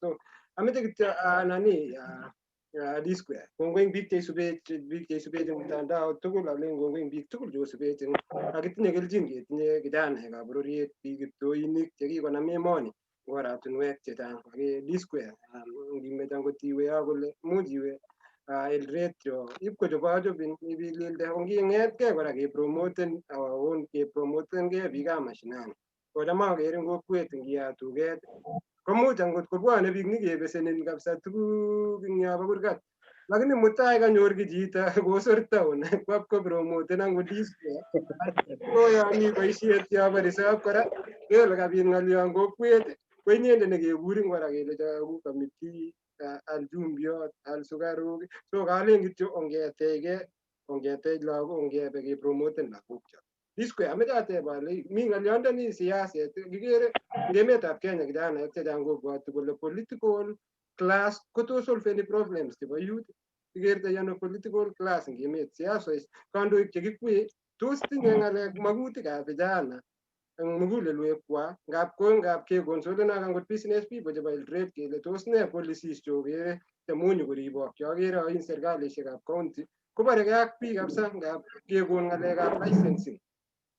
Yekonin license disco angen ale makoiya inyendet kiit mahali ole much makwa big deal. Lakini ngab komi chito nemuch kotou mung'aret lakini ngilen iro chepkondok chebo licenses eng ng'alekab county government serkalishek chekitinye ko discourageni chito nemeche kotoi mung'aret. So tos mi such issues ak political class ikere kosolveni problem nebo biik chemengechen anan cho kityo ko kakilen kosopchigei chi. Okay. Kongoi sir. Nafikiri hata the first question no about source of information. I will keep only the kind of person that you are is determined by two things. Number one, the kind of books you read. Number two, the kind of people that you associate with. I love reading. I love getting information. We are living in an era of information. Before you get into anything else, you must get information. You must be well informed about the kind of thing that you want to get into. That's why there is what we call the SWOT analysis. In everything that you do, I would instead of Elvis at Atlanta. Before you venture into the business that you want to get into, the Huba and all that. So I'm sure you have more information about it as I will leave the whole idea. And when you are getting into anything that you want to do, you are making information, then you just leave it. Just leave it. Later, 1, 2, 3, you know little information about it. So what is very important in everybody, or you get into any business or any other venture. I got education. I post and it should be campus. Ko magas what we call a serious study. You study what you want to study. Before you get into campus, before you the most important, you have to learn about this lady, even the behavior of the mother or the behavior of where she's coming from. So, I want to marry you, and you have scant information about this lady. So, the most important thing is about information. So, we are living in a global village, as we say, because I can Google and learn what Apple and Mac does and try to implement in my business in any or another. I can take some points from Mac, I can take some points from Microsoft, I can take some points from even big businesses outside there and try to see in my implemented there. Because as the prof has said before, what is in everything the curriculum, everything that you are doing should be supposed to is it implementable? I build a skyscraper or whatever. I want to build a building. So the first information is about even up to information about your finances. Are you in a position to? So the most important thing, try to source information. We are accessible to a lot of information. In the current generation, most people will spend more in this on this social media and commenting and doing and liking and sharing and all that. A lot of data overseas things that are not directly influencing their life. Because people are, we are living in a life whereby everybody it is you live once, you enjoy life and you go. But if, for somebody that is serious, if you can transform the data that you're using to do something that is reasonable, then you can get a lot of information that is going to be useful. Because I got a language hakuna venye atakuwa amesema anataka kuventure into that biashara na hajafuatilia hata ajue what are the limitations or what are the challenges that this business is facing, so that what are the things that I expect, so ndio isikupate by surprise. So what is very important is try to get information. Your network is your network, kama vile tulikuwa tumesema hapo mbele, and try to use especially the data. All of us use good number of these, but it is positive because we are learning something new. Yes, I've learned a lot, and through that is going to make better. So that all of you or say you're going to be a better person, or know you're going to be a better person at the same level. So let us try to get information. Number two, the question that is about political influence, as well as political either goodwill or badwill. We are living in a world whereby Magoi avoidance with the story of politics, and Magoi avoidance with the policies of the land. And as a young person, in everything that as a young person, kuna kitu inaitwa zaidi turnover tax. Yenye hata mama wasio kana hafai kitu inaitwa turnover tax. Of which it is very important for you to be acquainted, or in idea you are getting into business. What are the rules, or what are the minimum thresholds that you need to make? License you cannot avoid. Okay. We as much as we as SME or medium enterprise, all that, you cannot avoid the impact of business. Na najiambianga from the word go, get everything right from the word go. Okay, ngata wana biashara. So I learned, I got information on what is expected of me from the government. You've seen people and some other big companies being brought down by career issues and all that. So as a young person, in whatever you do, why what am I supposed to do, the minimum threshold, and you don't get in a business blindly. Make it a biashara, more needy, biashara, and what have you know. You have to get all this information, and that's why it's very important to between education and biashara, because either degree or any other course, you do what you call business proposal. Even what's a project one, you do what you call a business proposal, a business plan, and a business proposal. So here it is. Mtu anashika anasema niko na 20,000, I need to do 1 to 3. But have you developed a proposal? This is a substantive budget that I need. I can share a story. No alikuwa amuuliza Elvis, anamuuliza kuna biashara umefanya ikaanguka. So nikiwa campus kia jaribu na hii biashara kidogo. So I got a room at Mali, you know, I think all of you know KPA, not KPA, Sequoia University, because me, I used to study at KPA as a part-time student. So I got a room at Sequoia University, and the room was rent around 5,000 back then. So the room, I saw that this is a room that I can do business with. And then what kind of business that I want to do? Nikaona wacha nifanye kio kuna vitu sana hiyo story ya Bell ilikuwa imekuja, and I think kidogo, and then around 13,000 I got a bell from Nairobi, Kamkunji for that matter, a bell of trench coat, because it was rainy season. When I got this bell of trench coat, nikasema kitu ya maana kwanza bone kwa stock, at least I have stock. So nikaleta in the first month, since the shop was not well furnished, nikabidi attempt to work dog in town, and then nikaeka hiyo manguo, nikaambia niweke kwa ofisi yako nikishughulika kutengeneza ile roho. So since my finances were limited, and sikuwa nimedevelop kitu inaitwa business plan.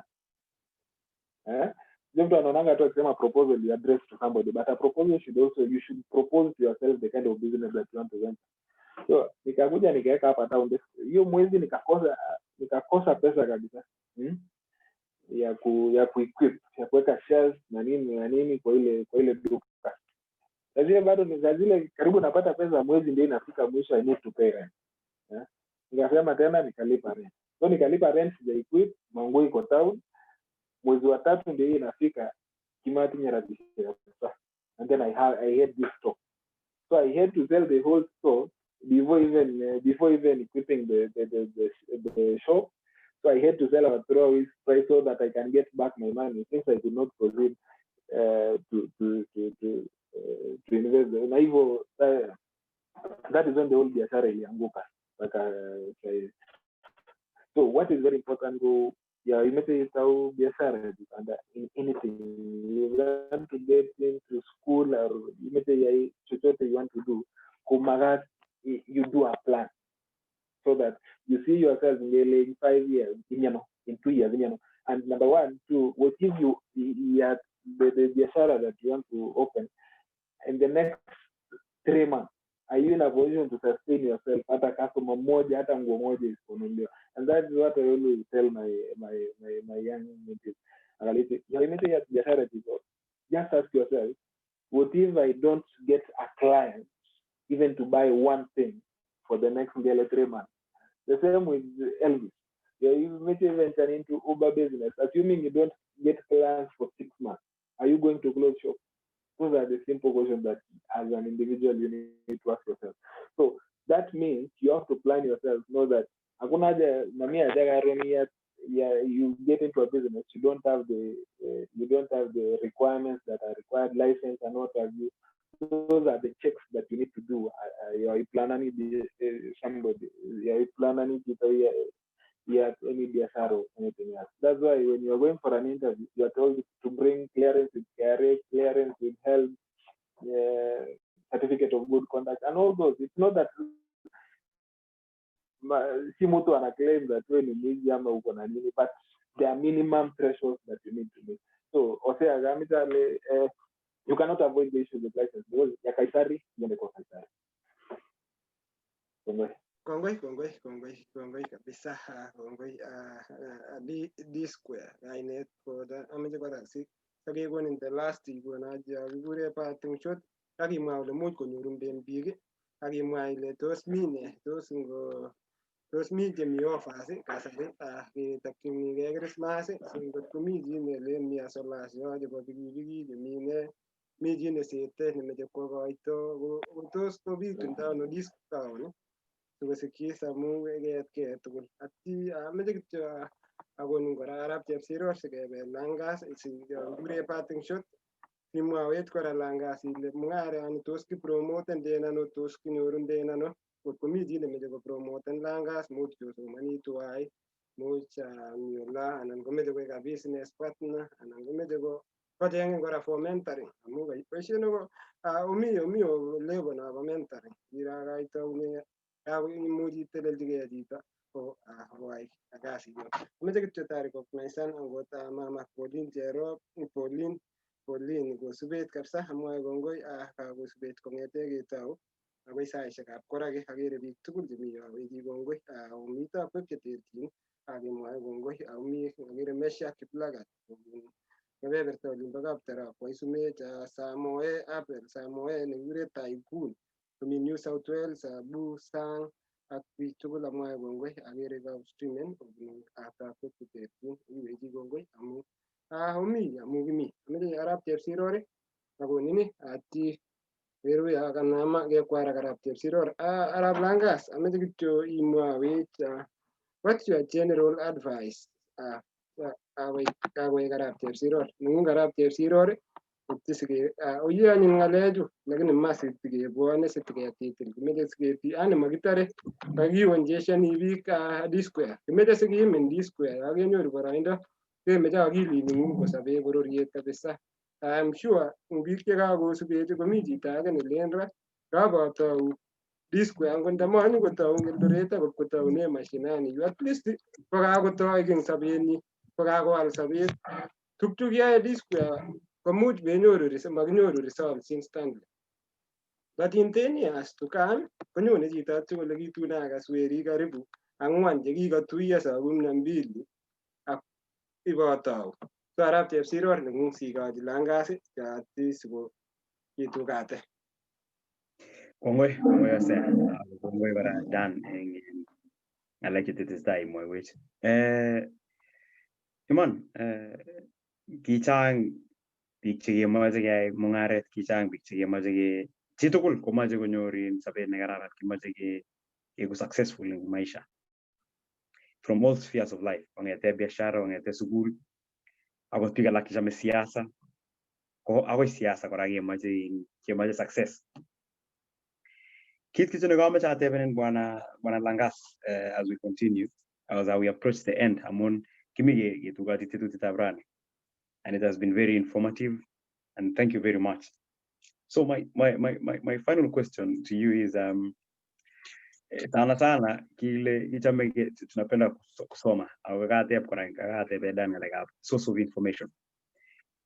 Amesema anasoma vitabu atatuambia baadaye pia kwa hii parting shot. Do you have any book, any go-to book in terms of investment in terms of investment mainly ne muji refining big. Alafu my second question is as you're going to finish, what is your parting shot? Okay. Kongoi missing Dan. Kongoi for that question. Missing, I'm not one of the best readers. Elena, I'm one of the best. Reading calls for a lot. Yeah, the pictures of you're the readers. You know, I am not so much a book reader.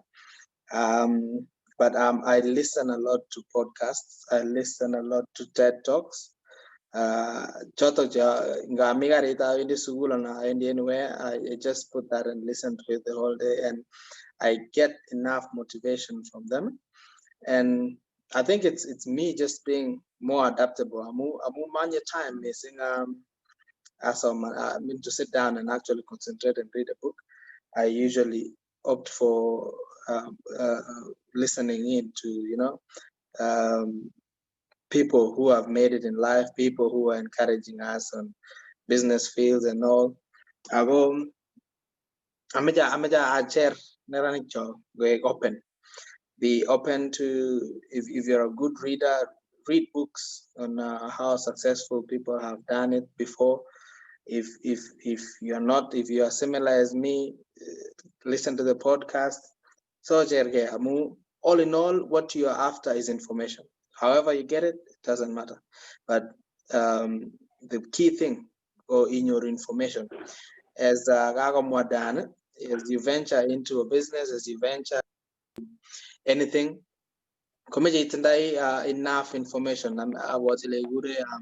You need to do sort of a reconnaissance so that you know what you're going into. Whatever you're doing, it's enough information for you to be able to actually venture into that. Do not go in blind. That was principally what you guys were saying. As a parting shot, now that you said we are coming to a close,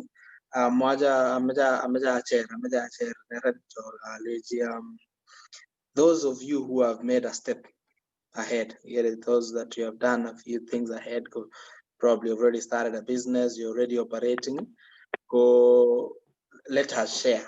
Let us share information with our peers. Let us share advices with our friends, our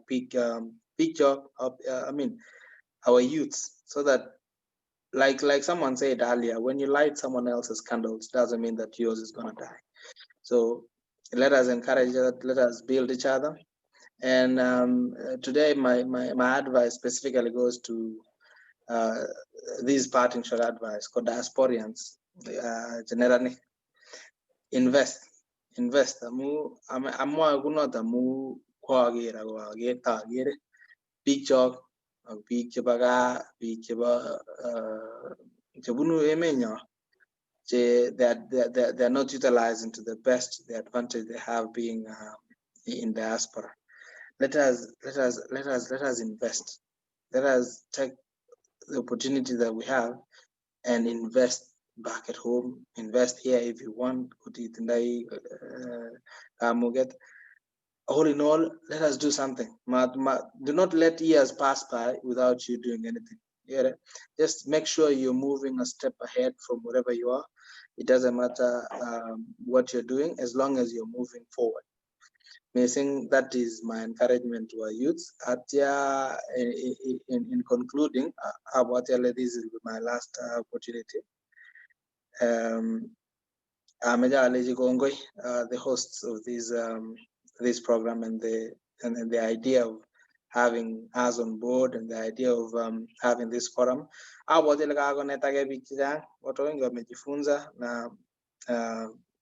It's very encouraging when we get this opportunity to share. I'll always be happy to be part of it as a listener and as a participant. Kongoi missing Bwana Langas. Kongoi kapsa amunin yebetu we spend your time. It's we understand. Angen kapsa anago say anyu kapsa genge ngana kap shift kapsa.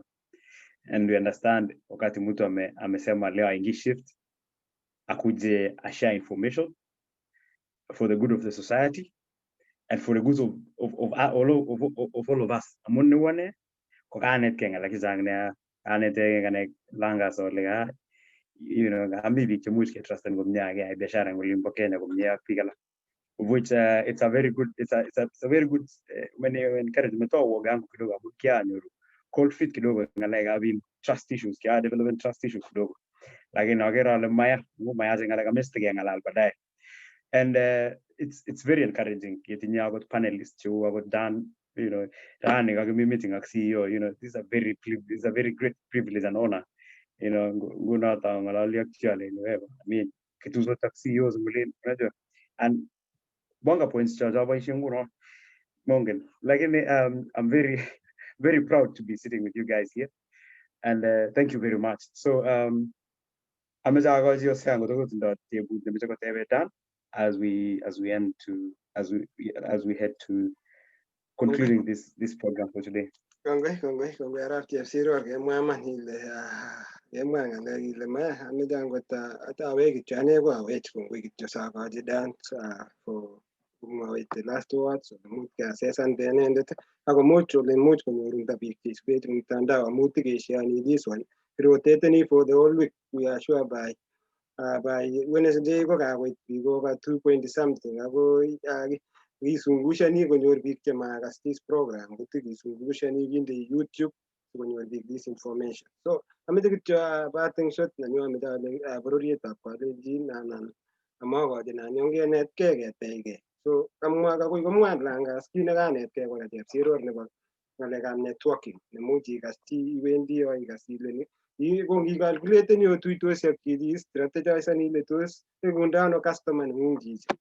So orwochi aeng somok. So ameche kityo alein nani akine ndani ngobwa biik D square yo akotokyingei Olimbo Moi University ko students akomeche korik chepkomenye ngolilechi lagok mat konyolilso ilechi tinye korik extension chebo korik Olimbo Moi University.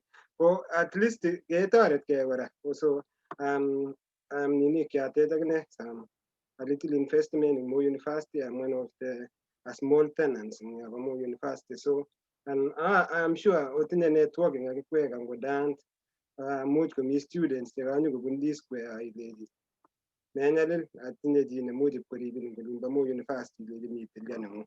So kokebwone diaspora akichek nyikesete ameche sinyaset akine wiya komanyi chokong yo bo D square atyo komakibe keal ipkebe tumdo. So kongoi ameche akonin itugoti your parting shot and then we at least we will be having this one regularly like once a month. Iria kudani imwawech ile ne netesetai ikonech dynamics chebo mungaret ikonech Langas wetito ano emoni keit ano lainda nengung ak mentoni biik alak kora. So karibu D square.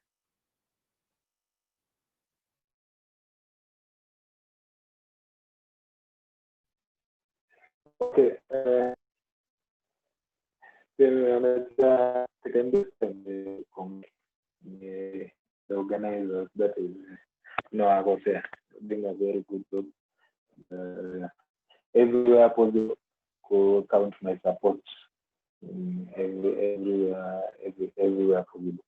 And I got very next time, very much more guests and people with different experience. From even Mama Boga, Muske, very, very possible. So,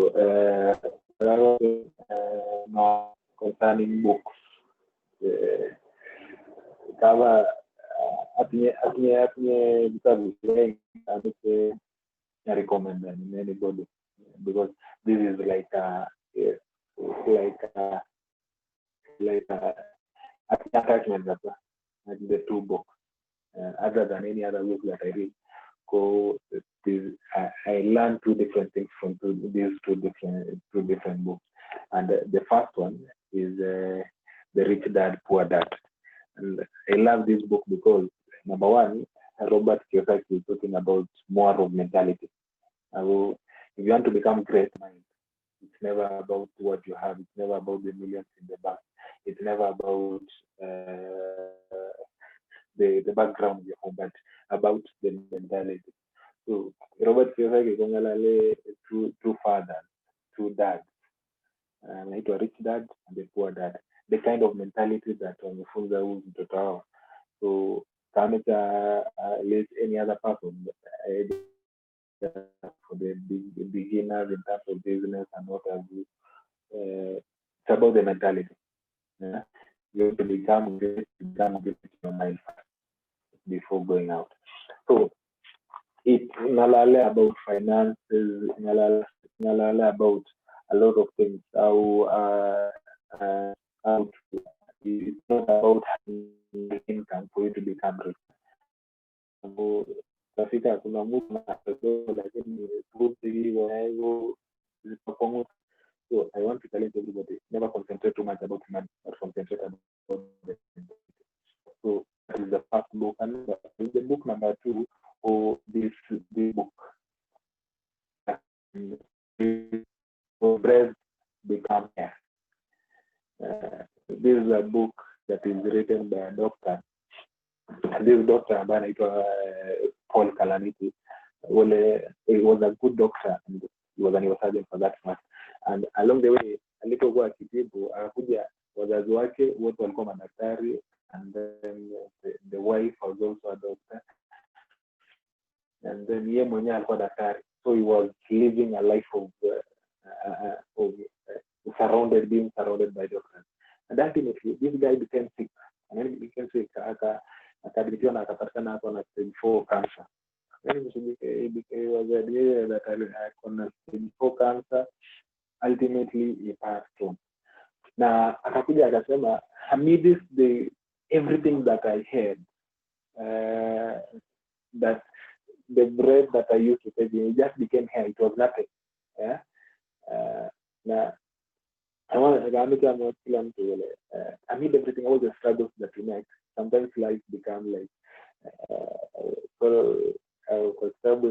life becomes vanity.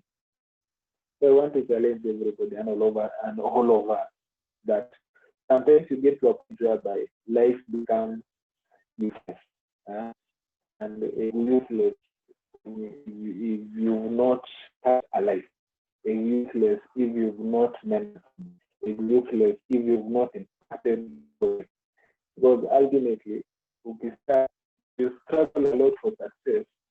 It gets to a point whereby success comes if you lose the meaning of everything. So, much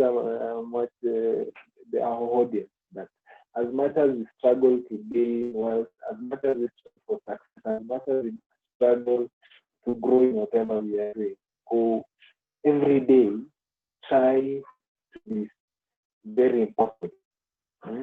Try to tackle it. Try to support somebody in the way possible that you can unaweza support. Because today unaweza mass the whole world before ukae chini uanze kusherekea, you are normal. Yeah? Because and I want to challenge everybody. So connected a lot of things COVID in terms of life. And ikatuonyesha kwamba in this life there is no class. So another day I was going home and unaona street children, those guys was kwa kanda street, they are sleeping very well. Nafika huyo jamaa hata mwenye alala kwa street labda hata anapata usingizi mzito kuliko wewe nao mwenye huko kwa nyumba ndani. So unafika kwamba sometimes there are some basics of life of which in our generation we are losing because people have neglected and a lot of people have left the basics of life. That's why unaona somebody kills somebody or a lover because of simple things. And in the current generation, a lot of people are dying because of depression. Because unafika mtu anasema nimeachwa, ama unafika mtu anasema I don't have money to buy a new phone, I don't have an iPhone like my friend. Unafika ya kwamba where were the basics of life that people could even walk without vehicles and they are happy with life. So come into a challenge and everybody and all of us that let us go back to the basics of life and let us celebrate the small things that we have.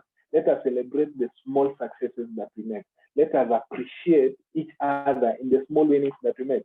Because if 1,000 excites me, then if 1 million doesn't excite me, let me appreciate the 1,000 that I have. Let me appreciate the 50 shillings that I have. Because 10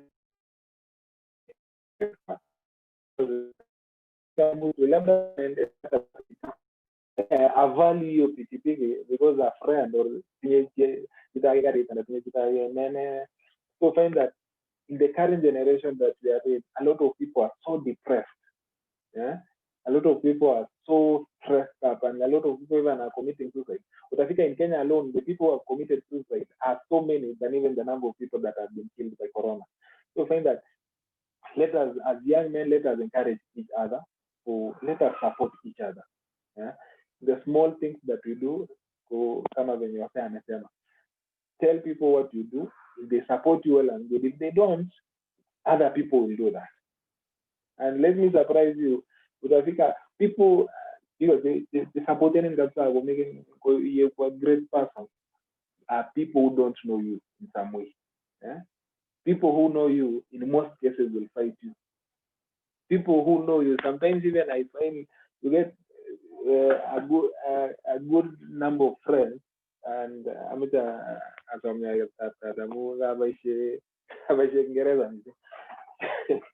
no, pole. So we'll find that people who support you are people who don't know you. But the people who are within your circle are people who are bringing you down and are killing you.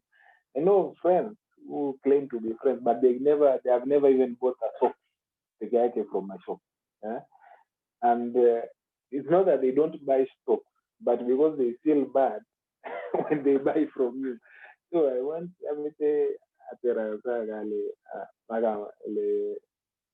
let us support one another. Let us, if you can buy something from somebody that you know, better do that.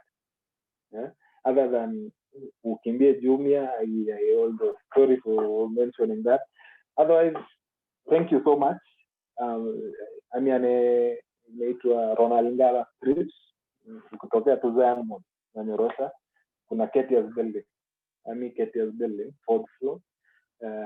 Na tuko Facebook kama D Square where, and then tuko Twitter pia kama @D Square where, and then tuko Instagram kama D Square official where, and then kwa namba ya simu unaweza tupata kwa our audience. Namba ya simu ya duka hiyo ni 0724 422 486. Na from there wasa alikuwa amuuliza kama niko na offer na nini.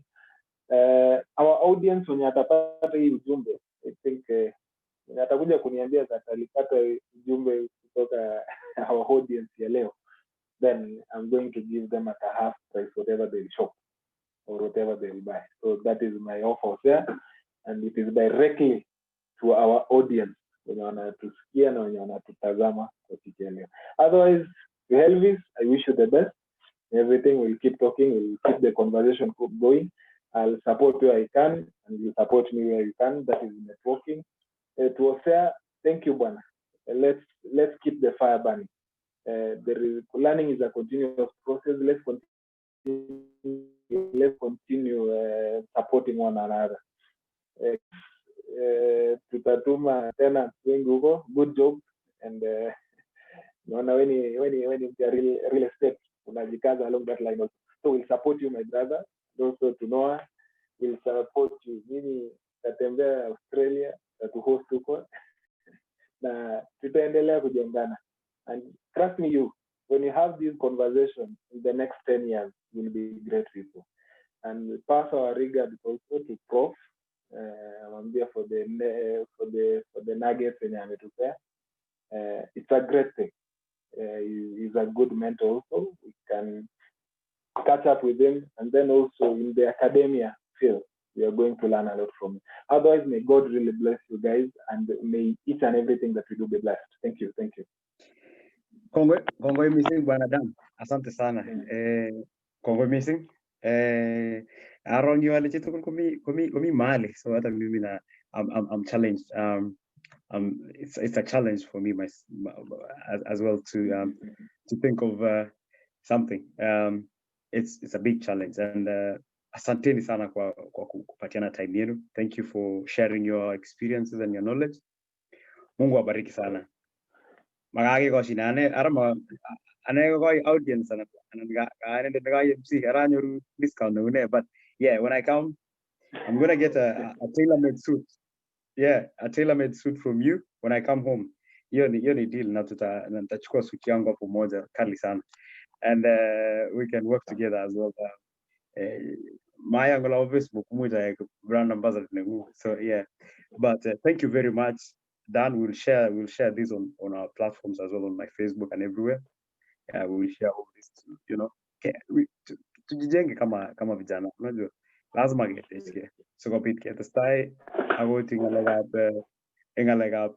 all other aspects. In most of these things in Goro and network and that's how we build, and that's how we grow together. Otherwise, Professor ametujenga hapo na knowledge. Asante sana Osea kwa coming up with this idea as well. Thank you Elvis for attending, and on my side before I finish, mimi na deal na students wenye wanakuja Australia. If you have anyone that is interested in coming to Australia, mimi nashughulikia watu nasaidia kutafuta shule na kufanya hiyo mambo. So anyone who is interested in going to Australia and mtu mwenye akona experience ya kukuja hapa as a student and understand the life and understand the hustle, I'll take care of them. And if any one of you guys as well is planning to travel to Australia, mambo ya visa unishtue and we'll work together. Other than that, Mungu abariki sana, asanteni sana. Next time we'll call upon you guys. Please be there for us. And Mungu abariki sana. Asante. Malizia bwana Osea. Kongoi big talk. Kama jawe kongoi big tugul je ha kutunini jige subita ya kwandita langa sa professor in Australia for kasi technical issues. Kibing kongoi professor ke sacrifice and get them as much as you can. In that note, this square I'm promoting professor for Christmas. So when you this square, when you begin made for Christmas under my cutters, and as well my dad for Christmas. So 2 orders from me, the professor and my father, and I think I'm sure I know discount. So 2 orders from. I pick a few and take a gas. I go making never Christmas. I can never for this square. So go. Yes. Ngatilun good kidogo jamu age ako series Dan. Yes. Amu ako series yango takine aba promote nenyu asakine. So I will send my dad. Yeah. To this I will send my dad to come up to Pime alafu for Christmas. Thank you. Kongoi. Thank you. Kongoi. Again, what I got up here, see what I can. hata mzee wangu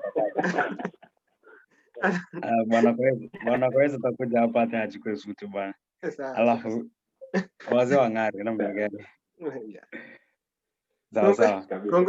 Kongoi biik chok angot ami oret alen kongoi biik chok aweji kongoi eng biik chekamuch kotunen chekesubech eng betutab rani. Kiboiboen meche kityo ketestai eng conversation tebegei chi rorokwu asista ngokwerorokto ko tos kayai ne iimpactan the society ako kayai ne itestai eng sobet. Kongoi Langas, kongoi Chepsiror, kongoi Professor Ngapselsha. Ameche awek biik chok ale eng wikini ko somok kasi kebendi kehosteni president noto kokikocha president kotelelchi lagokab bororietab Kalenjin eng Western Australia kitinye tetutiet noto kakechop on Thursday. So tune in congratulaten the president nenyo ak kemokchi ki age tugul amu kikosigei kimeche kiro kele kanamgei lagokab bororietab Kalenjin eng emetab Australia. Hasa aiseretok kong'ete kebebertab Adelaide metu kainenyu ko Hosea Kibono Obor.